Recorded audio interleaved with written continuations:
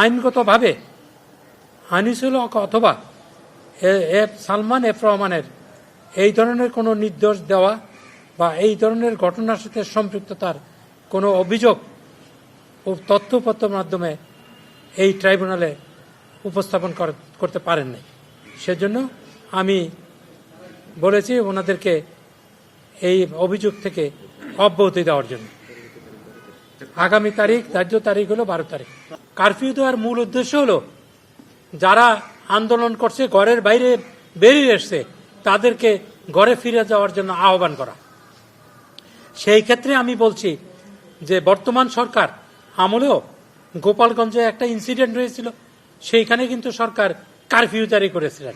Curfew জারির কোনো আইনগত অপরাধ নাই, এইটা আইনে প্রোভাইড করে। এইখানে আইন মন্ত্রণালয়ের কোনো দায়িত্ব নাই, আইন মন্ত্রণালয় কোনো মামলা দায়ের করে নাই এবং রাষ্ট্রপক্ষ কোনো স্বরাষ্ট্র এইগুলি ইন্ডিভিজুয়াল করতে পারে অথবা পুলিশ, থানার পুলিশ করতে পারে।